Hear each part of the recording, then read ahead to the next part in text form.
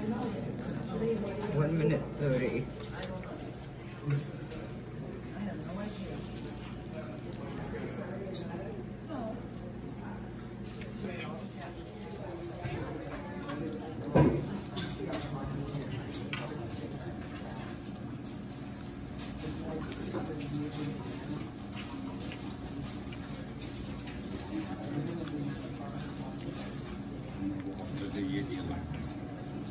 Whipped cream.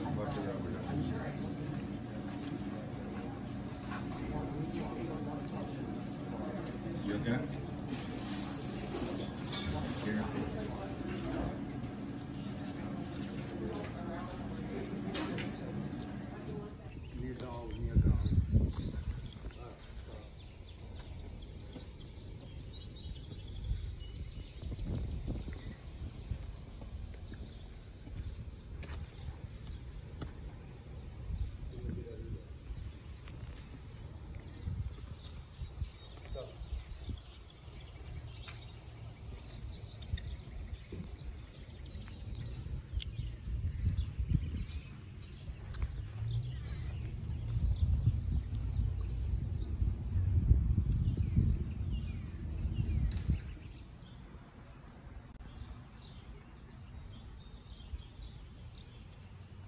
Thank you.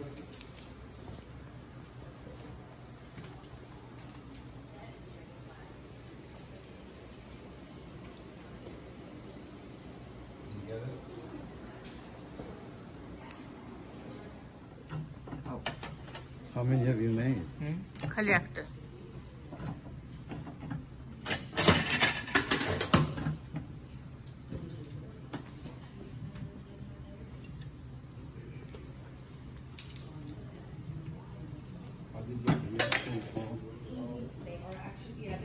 हो निकल गया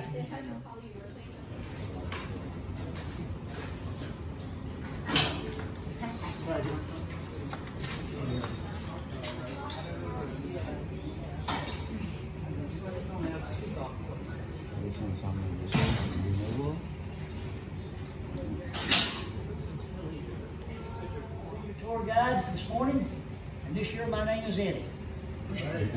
Hi Eddie. Your name is Eddie. Now, before we go underground, we have some safety rules to go over. While we're traveling, please stay seated. If you raise up and you catch a header, it's going to do a couple of things for you. This I can guarantee you. One, it's going to give you a terrific headache. Two, you will get to go to the local hospital and visit with all the local doctors. And three, it will part your hair different if you left the house this morning. Number two, keep your hands and feet inside the rails. We have a couple of tight places, and then when you come into the barn over there, it's tight inside. And number three, and this is mostly for the young ones, do not drag your hands on that mine top. Ladies and gentlemen, that rock looks pretty, but it will cut you open like a knife. It will make you sore. And if for some chance it doesn't cut you, you just lodge a piece, I can guarantee your neighbor will not be happy when it lands. Number four, as in all West Virginia mines, no smoking. If you have to smoke, please wait till we get back outside. You unload the car and step outside the barn and light up all you want. Number five, I want you to remember this one. I want you to work safely. I only require 1 ton of coal from each and every one of you. And as I get my coal, I will permit you to come back and sit down in the car.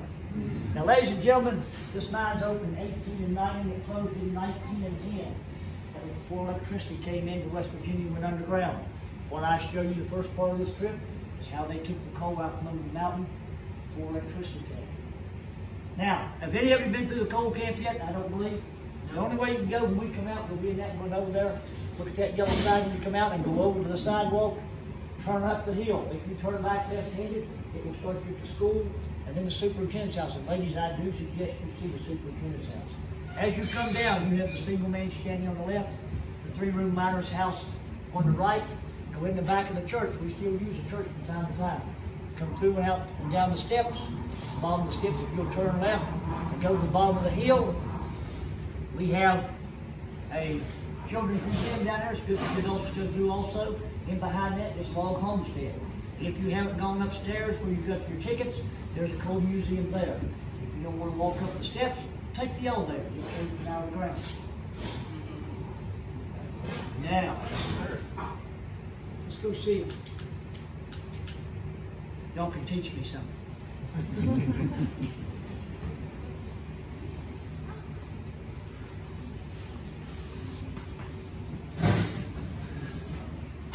Everybody ready?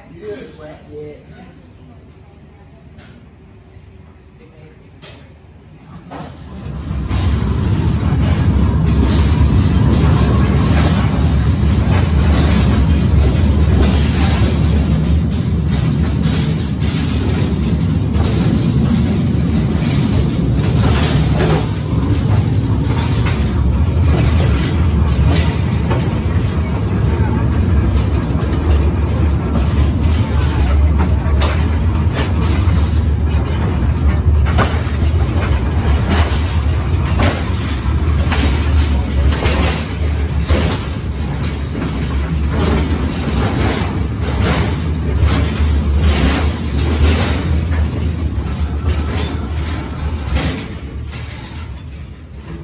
Everybody okay on the ground? Yep. All right, take all the pictures you want to take. Do not lay anything small in the seats. If you do, they have a tendency to fall through the seats. So keep all small objects in your hand. You come right in to notice the back of this hole. That's what the miner we're working in. See what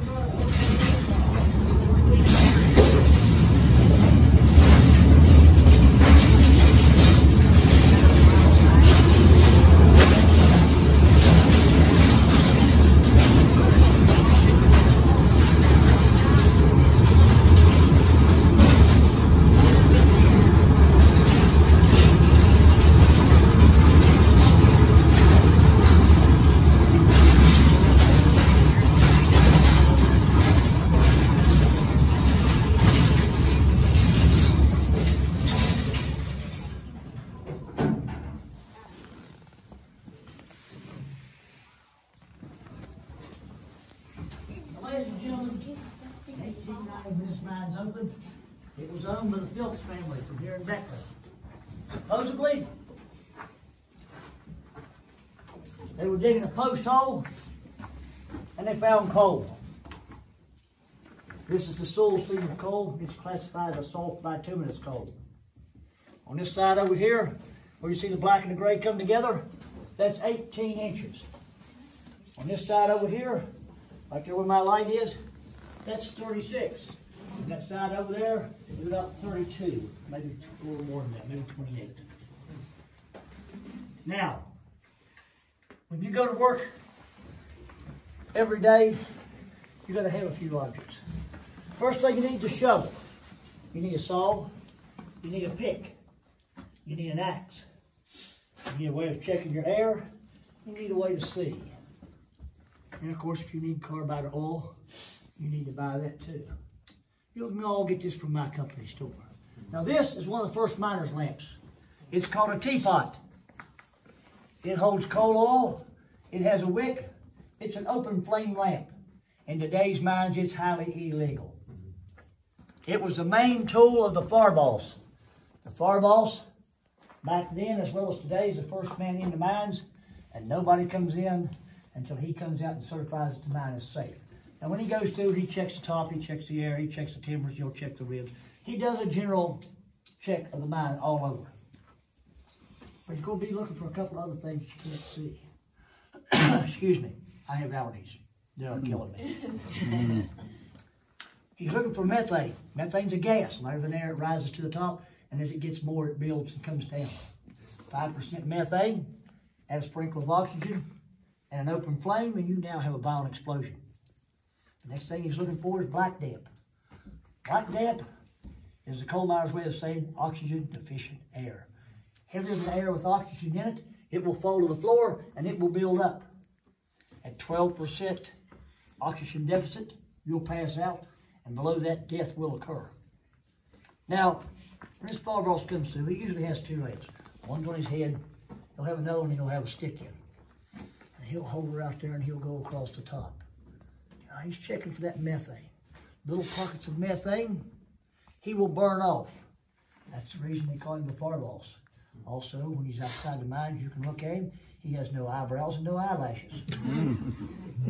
Now, if he happens to come across a bigger pocket of methane, there should be a loud explosion. And he should be laying there in some condition when we come in to see what happened. Now, if he finds no methane, then he's going to continue to work his way down, all the way across the entry. And he's going to be watching this flame. He's going to see if it flickers, grows weak, or goes out. Any one of those three conditions happen, he needs to back out here quickly. He doesn't have enough air to sustain life. He needs to get more air back in this mine. Now, for your average section miner, this is good for 30 minutes. In a 12-hour shift, and that's what you'll be working, at least, you'll have to load this several times. And it will be pitch black, and I'll show you how dark it gets. But your miners want something that work longer than this. So somebody come up with a stinky little rock that looks like gravel, and they call it carbide.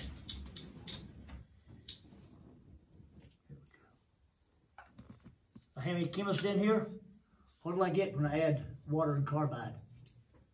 Acetylene gas. Let's see if I can perform any magic this morning. Oh! I was going to rub two sticks together. All right, are we ready? Yeah. This is what your 12-hour shift will look like. And this is what your section's going to look like. Now, while you're working, about every 2 hours, if you're lucky, you're going to have to open the top and put water in.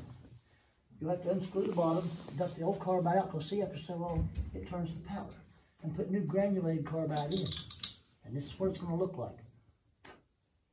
Now, don't look for your buddy, because you see, this mine's a one-man, one-section mine. And don't look for the boss. He's probably a couple of breaks ahead of you, trying to get his own lamp relit. You didn't realize this miner could see in the dark, did you?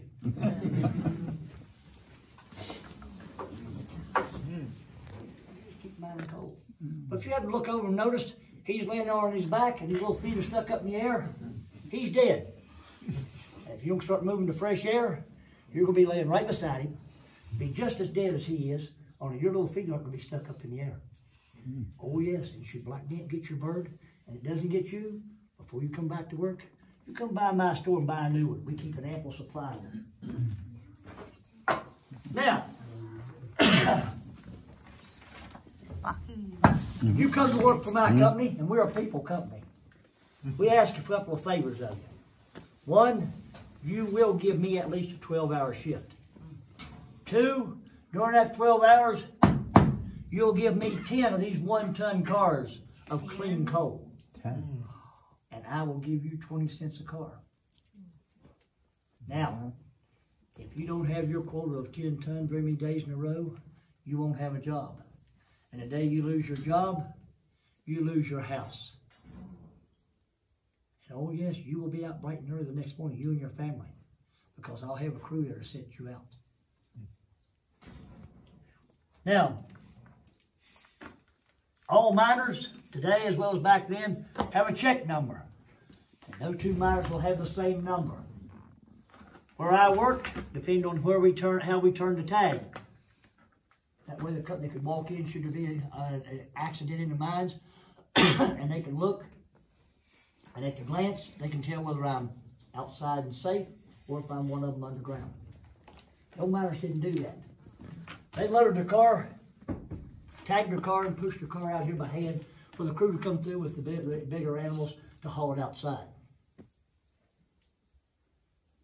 Now, if you don't have your 10 ton, you won't have a job. So when that goes outside, there's nobody watching your coal. You see, nobody out there cares. It don't belong to them. Your best buddy comes through, he needs an extra payday. Nobody's looking, he hooks your tag and throws it away and puts his on it. Now he's getting paid for your coal and your work. Again, as a company, I don't care how I get the coal, as long as I get the coal to sell. But if you don't have your quota, you won't be here. This miner got tired of being short. He come in one day, cut off the 2 before, laid his tag down, drove a nail foot. Along that empty car, he throws his tag. Now he loads his coal on top of it. It looks like maybe now he'll get paid for all the coal he mines, doesn't it? Because nobody in their right mind going to go through a whole ton of coal. Now let's jump over here to this 2-ton car. You notice that gray stuff in the middle? That's rock. Oh, I forgot to tell y'all outside. We don't mind rock in this mine. If you mine rock, you come in on your day off, which is usually Sunday. Or you stay over after your long 12-hour shift.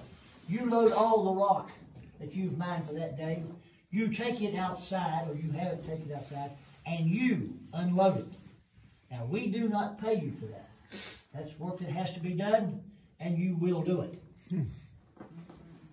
Should your car come down to the weighmaster, now the weighmaster's guy is going to pay you, get you paid for every car you send outside. And he sees that rock in it. You have really made him upset his day. So here's what he's going to do for you. He's going to take 1 ton of that 2-ton car. Now you've mined 2 tons of coal, but you're only going to get paid for 1. You just gave me a free ton of coal to sell. I like that.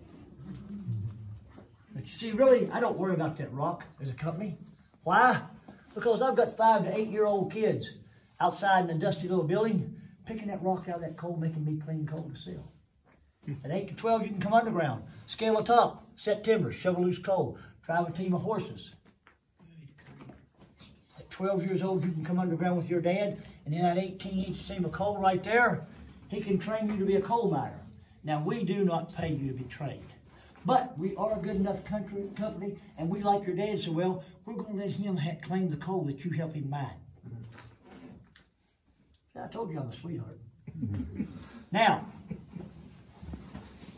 in order for you to be paid, your dad has to tell the boss he's a qualified miner. Now, to be a qualified miner, you have to be able to check your top, check your air, measure saw, set your timbers, pick the coal out from under that mountain without that mountain sitting down on you and killing you. Load your car, tag your car, push your car out here by hand to be taken to the outside. Load all your rock at the end of your shift. See that that car gets outside and you unload it. And before you go home, go by the weighmaster and make sure he paid you for every car you sit outside. Upon your dad telling the boss you're qualified, the boss will take you from your dad's loving arms and he will take you to another part of this mines far away from your dad. Now, to give you an idea, some people say this mine was 7 to 15 miles long. And at 12 years old, you'll open up your own one-man section. There will be nobody come around to check on you to see if you're all right any more than any 50-year-old coal miner we have. You see, now, you're a coal miner. And this is what we ask of you. You will give me a 12-hour shift. You will give me 10 tons of coal, and I will pay you 20 cents per car.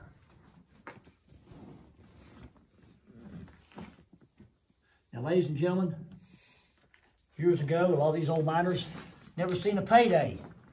Reason being, I don't pay in greenbacks like you get today. You see, I have a store that has everything you need. Clothes, food, tools, canaries, anything you need I've got. And I'm going to pay you in script. That's company money. It's more like me paying myself, actually. And I'm only going to charge you twice the price that any other store would. But where are you going to go? If you had a car, you wouldn't be living in the coal camp now, would you? And to show you how good I am to you, you need money between paydays? That's no problem. Borrow on the payday you're working out for the next week. You see, I know how much I'm going to take from you. You have no idea how much money you're going to get if you get anything. That's why a lot of these miners never seen a payday. It was gone before they ever got it. That went on for years, and finally the federal government came. You know how they are. Always mess up a good playpen. And they said, you can't do that. If that man works 40 hours, you have to pay him for 40 hours. If he buys $300 worth of product from you, he has to pay you. There's a problem with that, ladies and gentlemen. You see, my store was designed and set up that I knew how much money I was going to get from you every week. Whether you got a dime or not, I was going to get my money. But when I had to start and wait for my money, and of course you know how that is, sometimes it doesn't come in, I couldn't make it. I had to close my doors and go out of business. Now ladies, it's about 52, 54 degrees in here this morning. Almost bikini weather. Now a while ago I told you we needed air. Well, this mines is what we call a naturally ventilated mines. What that means is barometric pressure and wind will determine how much air you have in here. But I told you we got black damp. We need more air. So how are we going to get more air? We have no electricity. When we came in, these people on this side, you got an answer? You have to build a shaft up. Nah, that costs too much. Did y'all happen to see on this side the 3x3 hole out here as we come into Drift Mountain? Well, I would build a fire in there. And I'll draw air through this mines like a chimney. And I will take Bradish, you'll call Curtin, and I'll direct that air to go over and enrich it where I need it to go. Sound good? Now, let's see how good bright-eyed y'all were this morning, or if you was sleeping on me. When we came in, did y'all see my ducks down here in the pond? Nobody? Did you see my owl sitting down here watching my ducks? What color was it? Brown. Okay. Now, this is really going to test you. When we came in, you was looking right straight up the entry. Did you all see my black horse standing over there with the bright red eyes? No. Nobody? Good, because there wasn't one over there. I had a woman tell me last year, she not only seen my horse, but there was a little man about this high standing beside me. I had looked for a year for this guy. I'm afraid that he's lost. Now, when we leave here and we go to the other side, we're going to quit picking the coal out from under the mountain. We're going on the other side and we'll show you what they had to do to prepare to shoot it down with black powder. Any questions? Any answers? What are these things? Those are what they call pipe heads. Those came in after I left the mines. We had them put in this year. Those take the place of that half air sitting there on the rib. It gives you more space. It holds up more rock, holds it back, and keeps the ribs and the top stouter in a larger area. It won't rust out or rot out like that too with that half air will. Because when that comes loose, then you either got to go back and rebolt it, or you have to go back there and wedge another piece of half air in there to keep the top tight. So Okay? the mine was made this way, and the guys did this on the sides? Okay. And those are called breakthroughs. This is called your entry. Now, that side over there, they tell me, goes out toward Eisenhower Drive over on the other side of Beckley. Well, there was another opening years ago, but I have no idea where it went to. I do know that they say some of the old men that went through this way, that as they got back this way, it got so low that they couldn't hardly go, and they was afraid they was going to run into black dip, so they backed back out of it. Okay? The phone? Well, now those come in later. They would have a line, it would have a battery in it, and it would have a line that would hook onto it, and it would run to the outside.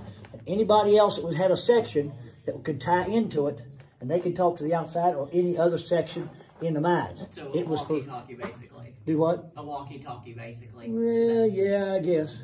I mean, you're only talking to your people here. Like, Yeah, you can't make a call to the house. Yeah. Yeah, no, it's just for mine use only, and you better not be on a horse plane. You could lose a job over that. All right, any other questions?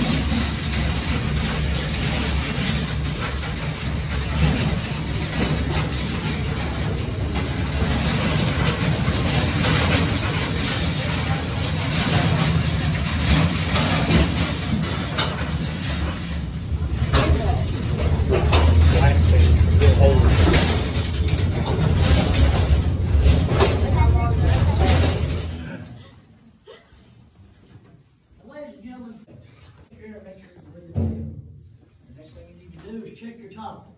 You need to be sound and solid. The next thing you're going to do, you're going to walk back, pick up your drill. Now this drill is 4 foot. You'll place it against the coal seam, put your breastplate on, and you'll drill 3 holes in this seam of coal. on each side, one in the center. Now before you leave the face, and while you're still in your stomach, you'll pick up this pick. You'll make this undercut under the coal. You'll have to excuse me. I got to stretch. Now, once you make that undercut, the reason you make it is so when you shoot it, it will drop cleanly down from the top without busting up much of the rock on the top. Because remember, you're going to take these outside for free. You'll have to excuse me. I'll lose my air in here after a while. Now, once you've done that, you'll take your paper, pour your black powder in it, twist it into a stick, place it in the hole. You'll then take your tamping rod, and this is brass, there's no spark to set the black powder on. Tamp the powder in good and tight. Pack the hole with mud, tamp it in good and tight. You'll then pick up your pick, place it in the groove and put it in the hole, shove a hole into the black powder. Pour back, put your fuse on, shove it into the black powder. Once you do that, you're going to come out about 20, 25 feet with your fuse. You're going to tie all three of them together and come out to one fuse. Once you get out there, before you do anything else, you have to let the other miners know you're going to put a shot off. Reason being, you put that shot off, you get a pocket of, I need to bring me a towel. And you hit a pocket of methane, you now have a violent mine explosion. They need to be prepared to get to the outside. So you're going to go, fire, fire, fire in the hole. Upon hearing that, they'll get prepared. You'll take your lamp, light your fuse, and crawl around to the side. You wait for the shot to go off. You'll wait for the smoke and dust to clear. You'll come in, you'll check your air, you'll check your top. You'll set your safety timber. You'll then pick up your wooden rails. That's right. 1890, we didn't have steel rails underground yet.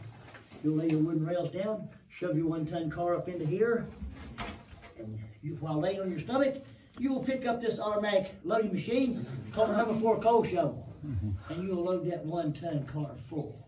And I know you're all looking at me like, now Ed, why would I be laying on my stomach? Well, reason being, I got a stretch here. My old bones aren't doing good today. In '58, when the town of Beckley obtained this mines, they came in, they cleaned it up, raised to height, retimbered, rebolted, and laid new track down. And then in '62, we opened the mines up and brought you all in so you could have a look at what these old men went through. They wouldn't have had this height. The only time you'd have had any height was the animals that was pulling the coal to the outside. You had to have enough to clear their head, and a little lamp was setting up on their head. Well, you see, horses don't pull good at dark, and you have to train them to do that. Now, once they done that, and you're loaded all this coal on your stomach, you see, for a company, I like this shovel. It's made me and my company millions of dollars. And I didn't buy the first shovel. You did. But, like all companies, I need more money. So in like mid to late 20s, Jeffrey Machinery come out with that yellow machine there with Martin on it, called a loading machine. Excuse me. It has a shovel on the front that you'll drop down on the ground, and you'll tram it up into the coal. As you're tramming forward, it has loading arms on it.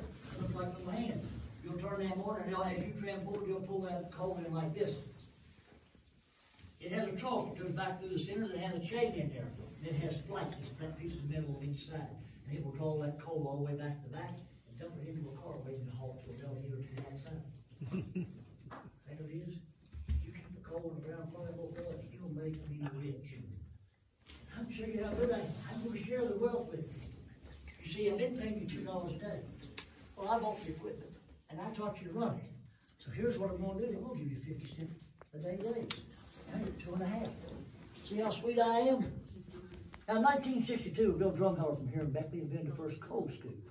That's that orange thing right there. And I'll drop this down slowly so you all can see it.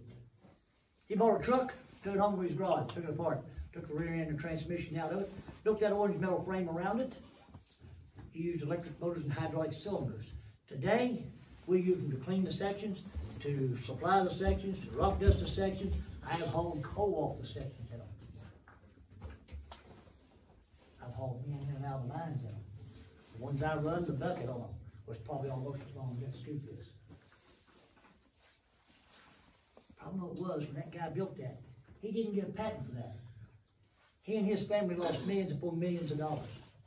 Because now, everybody and their mother makes one of them. Now, that old piece of equipment right there, called a punching machine. Most of the old men that talked to the old men that was around when that thing came in said it wasn't worth 2 cents. It would have a flat blade up on the front, and all it did was make that undercut under the coal. The problem with it, they said, was, one, it was heavy and it had narrow steel tires, and it stayed hung up. It does not self-propel itself. You drag it around like a little red wagon. So that's what they did. They drug it over to the rib and left it, picked up the pick, and went back to taking the coal out from under the rock with their pick. The reason being, they said the pick didn't get stuck up in the mud. Now, I told you a while ago, we don't mine rock. You'll notice this miner stacked all of his rock neatly on the side. The reason for that is, at the end of his shift, when he shoves his car up in there, he only has to load that car from one side. He doesn't have to crawl all around and just load coal. Because believe me, this load coal will get to your knees after a while. Any questions? What was that last thing you were talking about? The punch? A punching machine. Okay. It's right here. When we come back out, you can see it. It would have a flat blade on it. It had 2 wheels, really heavy. It didn't self-propel itself. I'll raise this up as we go to lead so you can see and take pictures of this more. Now, in order for my company to make the money I wanted with that loading machine, I had to go buy a few more pieces of equipment. First thing I had to buy was this Goodman cutting machine. Most miners call it a bottom machine because you literally drug it across the bottom. The wheels and rollers on it. It has 2 drums, spooled with steel cable, one on each side. It's attached to 2 steel poles, one on each side. Now, a lot of times, they use timbers instead of steel poles. Difference in the height of the mines. The next thing you're going to do, it has a 12-foot bar and chain on it. Now, all that machine's going to do is make that undercut that guy was doing with that pick. And he's going to do it 12 feet deep and 20 to 25 feet wide. Your next one up will be your drill operator. The base of that drill, the head, weighs 50 pounds. It has a 12-foot bit on it.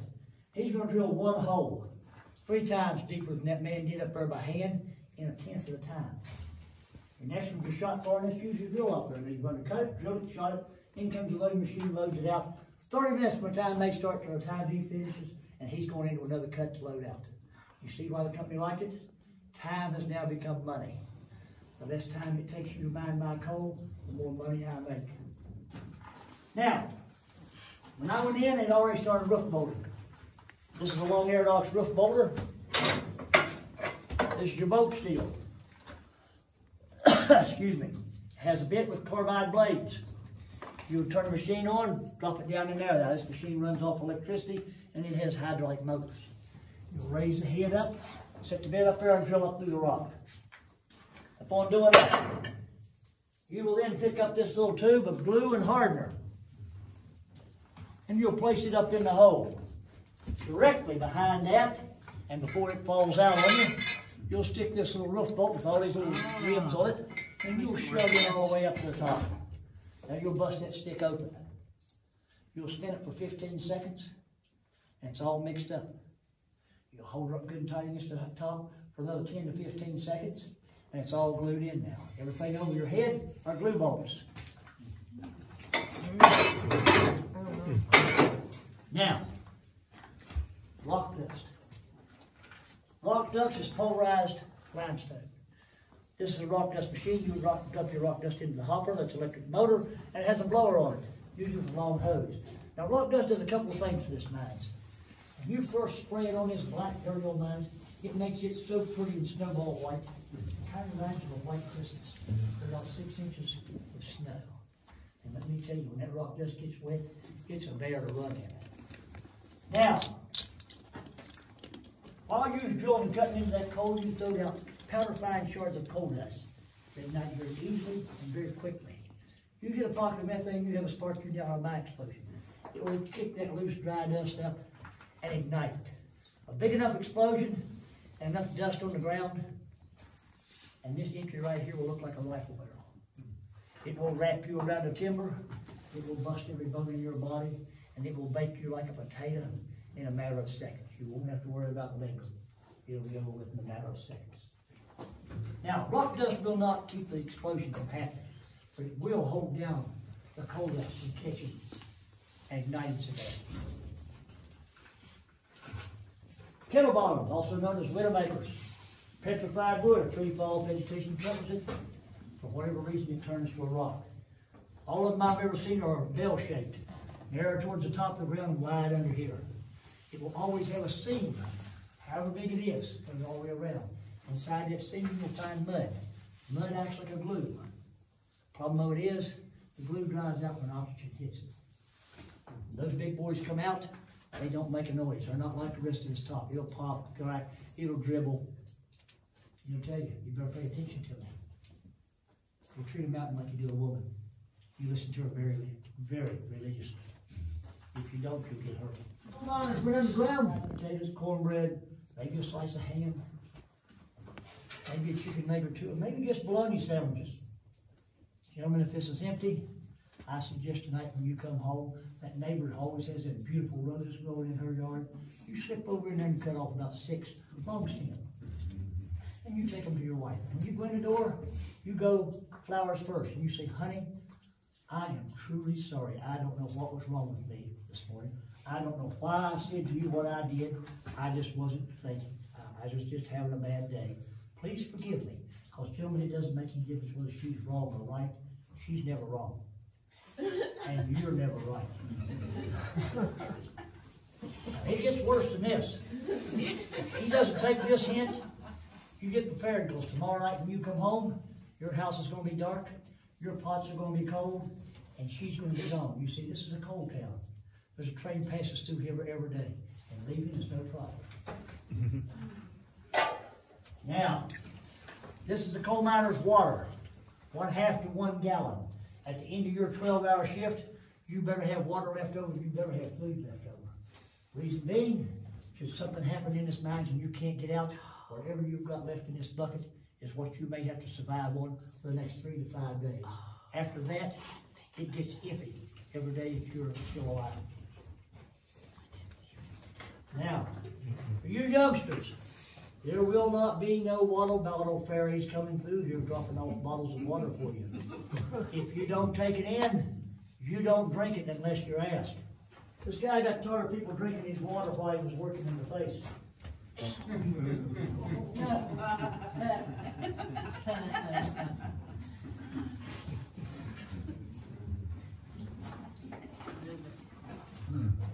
Oh.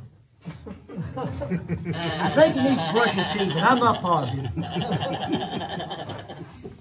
Can you see him? Can you see the vault seat in there? Can you see him? Now, I don't know about you all, but this gentleman's not going to have to worry about me drinking his water, even if he asks. You see, I'm particular what floats around in my drinking water that I didn't put in there. Now,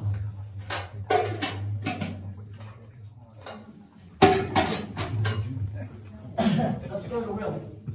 Willie's our mine rat. You never kill Willie. I have fed many of those families out. Reason? If I'm standing here and Willie goes by me like I'm not here, I need to be one rat step behind him. Something has scared Willie. And Willie doesn't scare easy. Maybe they cut into an old mine up there and it's flooding this one, and I haven't heard the water or seen it yet. Maybe there was an explosion. And I didn't hear it because I sat by Odom. Maybe there's a fire, and I haven't smelled the smoke yet. Till I figure out what's going on, I need to be right behind him. Now, a lot of people think, oh, Willie's dumb. But ladies and gentlemen, let me tell you, Willie is not dumb. You see, Willie knew we had brought good food in. But when we went to these metal buckets, we found out he could take his tail, flip that ring up, give that lid a couple of jerks, and he had lunch. You may not, but he was going to eat good. He's been known to be going up the entry here with a whole sandwich in his mouth. He also took a whole Debbie cake. Didn't leave you half, took the whole Debbie cake. So we had to outsmart Willie. So we bought them long buckets with snacks on them. Now when I left the mines, Willie, four-legged Willie, had not learned to open them yet. But that doesn't do much for two-legged Willie. So for two-legged Willie, we had to go home, hope your wife's still there, and say, honey, would you bake me and the men I work with a chocolate cake? And of course you will. So, well, sure, honey. How would you like it done? Well, maybe a double chocolate cake, German chocolate cake. And in one, supposed to be 1 box of X-Lax. That's a good training tool. I suggested it to some school teachers, but they didn't hop right on the idea in a while.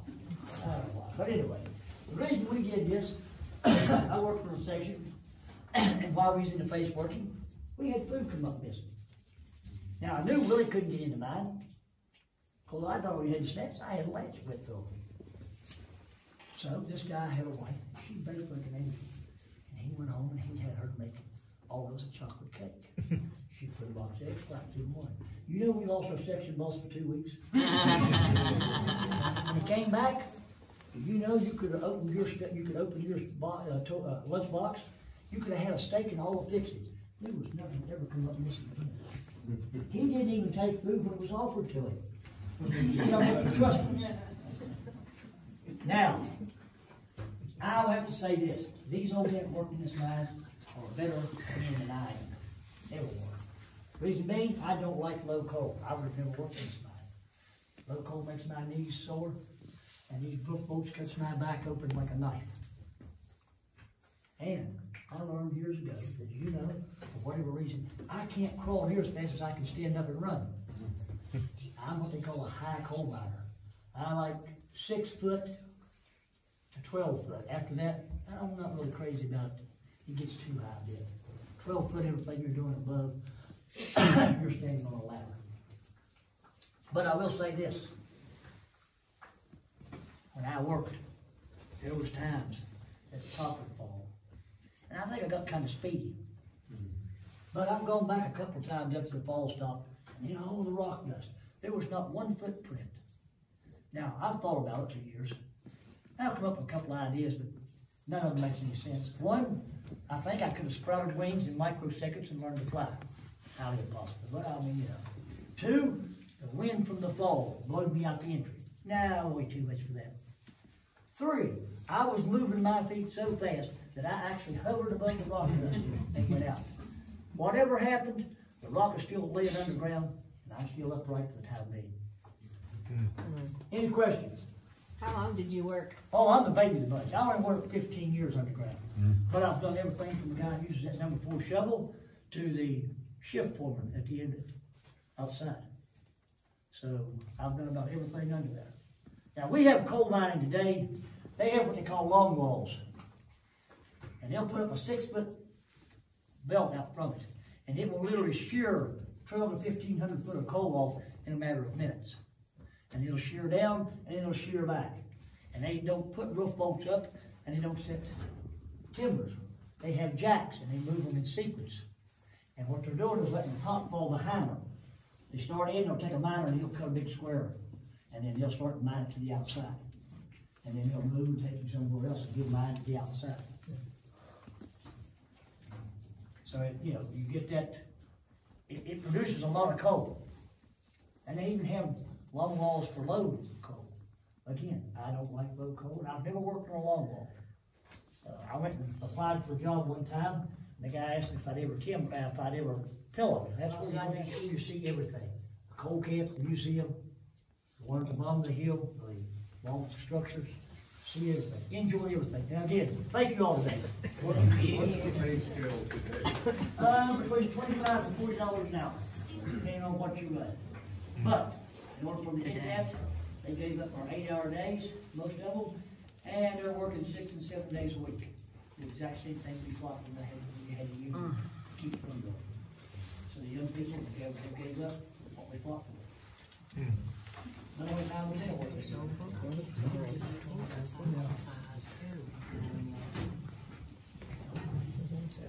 he goes forward, get on the sides and stuff.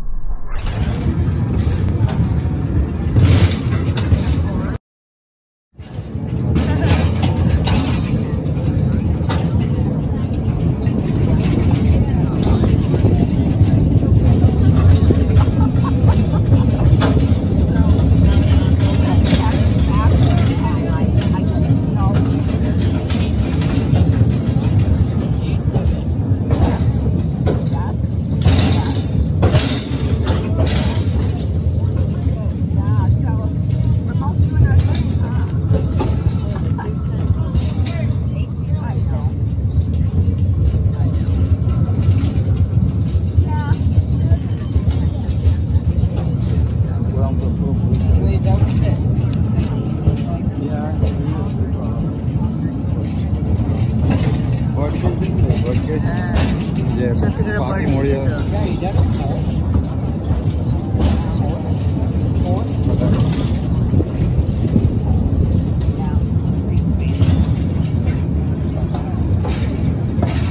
আমার second time গেলে আমার পয়সা দিতে হবে Of course. সবাই second time Exactly.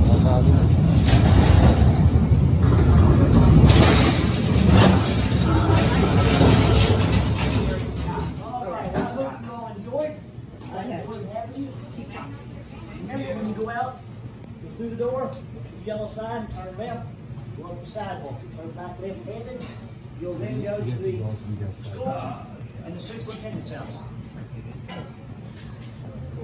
Thank you all for coming. Well, thank you, sir. I appreciate it. কিছু বলছে